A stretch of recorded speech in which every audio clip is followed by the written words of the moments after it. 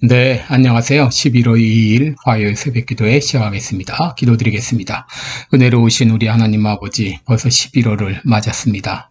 이제 금년도 2달밖에 남지 않았는데 남은 기간 동안에 유종의 미를 거둘 수 있기를 원합니다. 이번 한 달 동안도 우리의 삶을 인도해 주시고, 특별히 이제 금년 마지막 시간까지 부흥의 역사가 나타나기를 원합니다. 내가 부흥의 주역이 되어서 먼저 내 심령이 불타며, 우리 교회가 불타며, 우리 가정이 불타며, 우리나라 전체의 부흥의 역사와 불길이 타오를 수 있도록 인도해 주옵소서.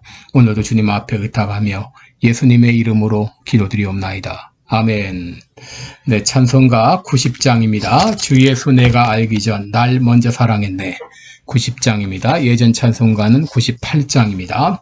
주 예수 내가 알기 전 날 먼저 사랑했네. 그 크신 사랑 나타나 내 영혼 거듭났네. 주 내 맘에 늘 계시고 나 주의 안에 있어. 저 포도비유 같으니 참 좋은 나의 친구. 내 친구 되신 예수님 날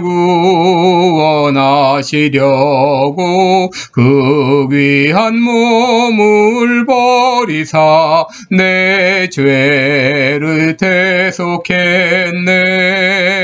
나 주님을 늘 믿으며 그 손을 의지하고 내 몸과 마음을 바쳐서 끝까지 충성하리.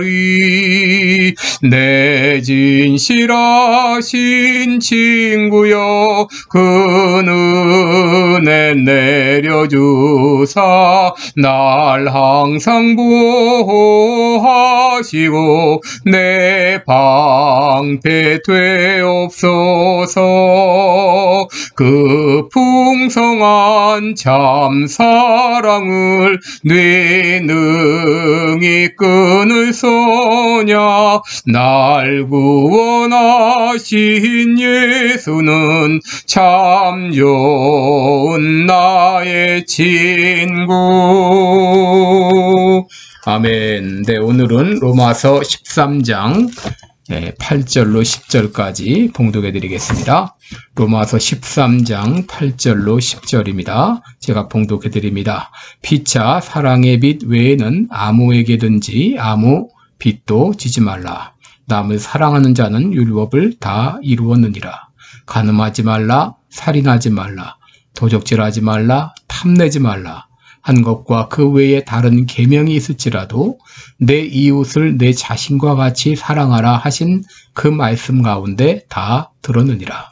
사랑은 이웃에게 악을 행치 아니하나니 그러므로 사랑은 율법의 완성이니라. 아멘. 오늘은 사랑의 빛 외에는 이런 제목으로 함께 말씀을 나누겠습니다.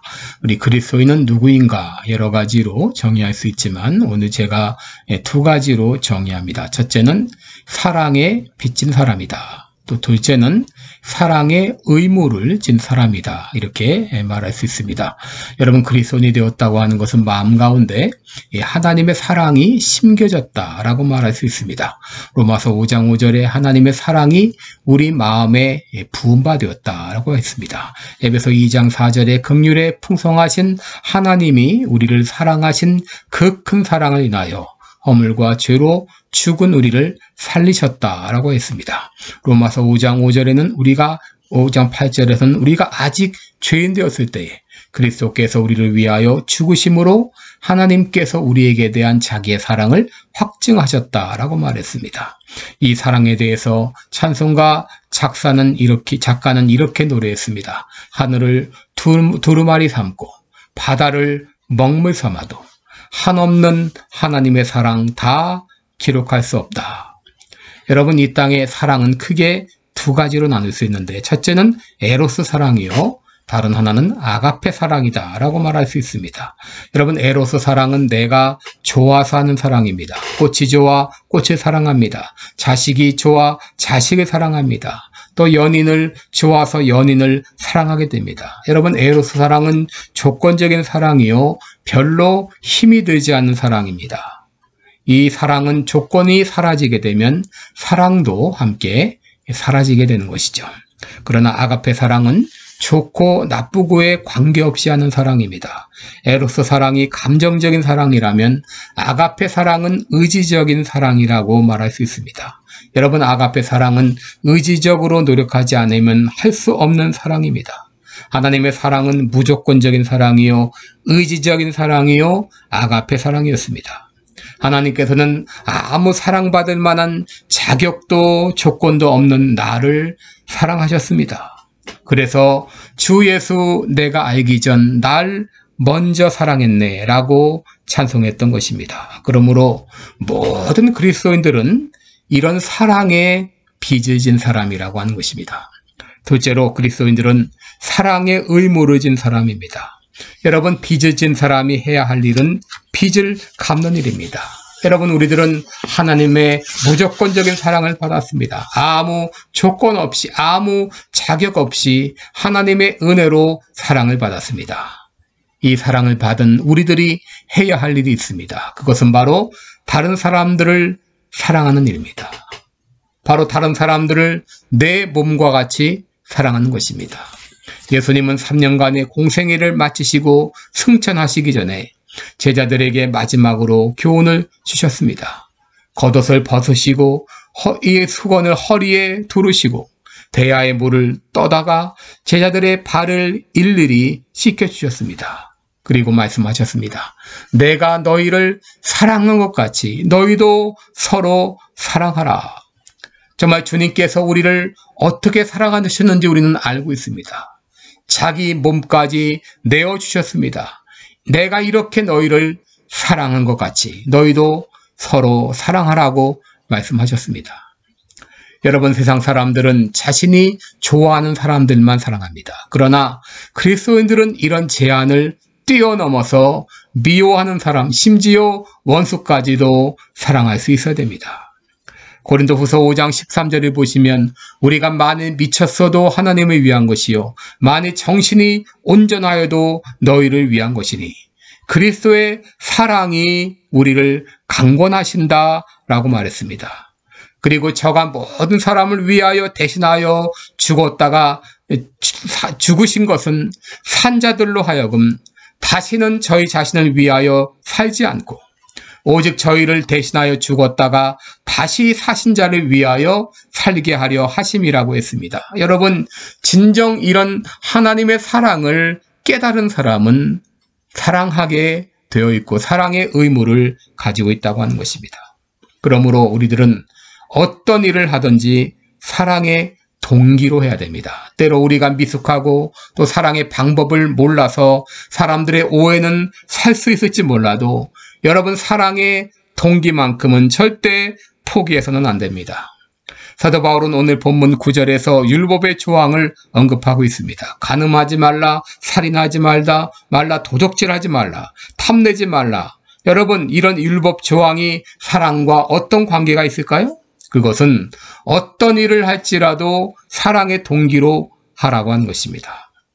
여러분, 한 사람이 율법의 모든 조항을 외적으로 철저하게 다 지켰을지라도 사랑의 동기로 하지 않았다면 그것은 율법을 지킨 것이 아니라고 하는 것입니다. 율법을 문자적으로 지키는 것보다 더 중요한 것은 바로 진정 사랑의 동기로 그것을 행했는가 하는 것입니다. 어떤 사람이 외적으로는 율법을 다 지켰습니다. 그러나 사랑의 동기가 아니라 자신의 의로움을 나타내기 위해서 혹은 처벌을 면하기 위해서 그 조항을 지켰다고 하게 되면 이것은 하나님 앞에서 율법을 지킨 것이 아니라고 하는 것입니다. 어느 날 예수님께 한 젊은 관원이 찾아와 있죠. 그는 부자였고 관원이었습니다. 그리고 그는 예수님 앞에서 자신이 율법의 모든 조항을 다 지켰다고 말했습니다. 그러나 예수님께서는 그 마음에 사랑의 동기가 없다는 것을 간파하셨습니다. 고린도전서 16장 14절에 보면 너희 모든 일을 사랑으로 행하라 그랬습니다. 이 말은 어떤 일을 하느냐 하는 것보다 더 중요한 것은 바로 사랑의 동기로 하는 것이라는 것이죠. 고린도전서 13장 1절 2절에서도 내가 사람의 방언과 천사의 말을 할지라도 사랑이 없으면 소리나는 구리와 울리는 꽹과리가 되고 내가 예언하는 능이 있어 모든 비밀과 모든 지식을 알고 또 산을 옮길 만한 모든 믿음이 있을지라도 사랑이 없으면 내가 아무것도 아니요 라고 했습니다. 내가 얼마나 큰 일을 행했는가, 얼마나 큰 능력을 행했는가 보다 더 중요한 것은 바로 사랑으로 행하는 것이라는 것이죠. 문제는 우리들이 사랑해야 한다는 건 알지만 또 사랑의 동기로 해야 된다고 하는 것은 알고 있지만 내 본성이 그렇게 하지 못하게 방해한다고 하는 것입니다. 나는 변화무쌍하고 성질이 더럽고 참지 못하고 아량이 없고 너그럽지 못하고 쉽게 오해하고 여러분 이런 내 본성을 가지고는 미워하는 사람을 사랑한다고 하는 것이 너무나도 힘들고 괴로운 일입니다. 그러므로 여러분 이 사랑의 삶을 위해서 끊임없이 기도해야 됩니다. 내가 미워하는 사람이 있다면 내가 싫어하는 사람이 있다면 나에게 상처를 준 사람이 있다면 그 사람을 사랑한다는 것이 너무나 어렵습니다. 그러므로 사랑할 수 있게 해달라고 기도해야 됩니다. 내가 누구를 미워합니다. 내가 그를 도저히 사랑할 수 없습니다. 그러니 나의 의지를 꺾어주시고 나의 기질을 바꿔주시고 나로 성령 충만하게 하셔서 그 사람을 사랑하게 하옵소서라고 기도해야 됩니다. 둘째로 우리는 사랑을 연습해야 됩니다. 왜 사랑하지 못하는가? 사랑해 본 경험이 없기 때문이죠. 여러분, 에로스 사랑은 연습 없이도 가능합니다. 그러나 아가페 사랑은 노력 없이 불가능합니다. 정말 미운 사람, 원수 같은 사람 사랑하는 것은 연습하지 않고 불가능합니다. 사도 바울은 경건에 이르기를 연습하라고 했는데 사랑하는 것이 바로 경건의 연습입니다. 그러므로 내가 할 수 있는 작은 일부터 실천하면서 연습하시기 바랍니다. 그러다 보면 큰 것도 하게 됩니다. 여러분 자신에게 이렇게 물으시면서 사랑을 연습하시기 바랍니다. 화를 쉽게 내는 사람은 내가 한 번 더 참게 하여 주옵소서. 상대의 말을 쉽게 틀렸다고 말하는 사람은 맞장구를 쳐주는 훈련을 해야 됩니다. 상대의 잘못을 고치려 하는 사람은 더 잘할 수 있도록 도와주도록 훈련을 해야 됩니다. 싸우고 나서 원수를 맺는 사람은 그 사람과 화해하도록 훈련해야 됩니다. 늘 상대에게 이기려 하는 사람은 지는 훈련을 해야 되고 말을 많이 하는 사람들은 말을 적게 하는 훈련, 듣는 훈련을 해야 되고 여러분 이런 훈련을 통해서 우리들은 사랑을 더 실천할 수가 있습니다. 여러분 예수님의 제자 요한의 별명은 보아너게였죠. 그 뜻은 우레의 아들 그런 뜻입니다. 우레의 아들. 그만큼 그 요한은 성격이 급하고 과격한 사람이었습니다. 그런데 예수님의 사랑을 깨닫고 나서 그는 사랑의 사도가 되었습니다. 그래서 요한일서 보시게 되면 요한복음을 보게 되면 바로 사랑의 복음, 사랑의 서신이라고 말합니다. 우리가 서로 사랑하자. 이제 마지막 때에 그는 걷지 못해서 제자들이 그를 교회당의 앞에 의자에 갖다 앉혀놓으면 지나가는 사람을 붙잡고 이렇게 말했다고 합니다. 자녀들아, 우리가 서로 사랑하자. 여러분, 우리는 사랑에 빚진 자입니다. 동시에 사랑의 의무를 진 사람입니다. 이제 나로 사랑의 사도가 되게 해주옵소서. 사랑할 수 있도록 도와주옵소서. 기도하면서 작은 일부터 실천해 나갈 때 언젠가 성령님께서 우리 한 사람 한 사람을 사랑의 사람으로 바꿔주실 것을 믿습니다. 기도하겠습니다. 은혜로우신 우리 하나님 아버지, 우리 자신을 볼 때 얼마나 사랑이 부족한지 우리는 하나님으로부터 그 큰 사랑을 받았음에도 사랑하지 못하는 우리들을 용서하여 주옵소서. 특별히 미워하는 사람, 나에게 상처를 준 사람, 원수 같은 사람을 품지 못한 죄를 용서해 주시고 이제 그 사람 사랑하기 원합니다. 기도하며 나아갑니다. 사랑을 실천하며 나아갑니다. 나를 사랑의 사도로 바꿔 주옵소서. 감사하며 예수님의 이름으로 기도합니다. 아멘. 네, 여러분 이제 부흥의 전실이 필요한 시기인데요. 우리 11월, 12월 2달 마지막 날까지 여러분 시간을 정해놓고 부흥을 위해서 특별히 기도해 주시기 바랍니다. 네, 계속 기도하시기 바랍니다. 고맙습니다.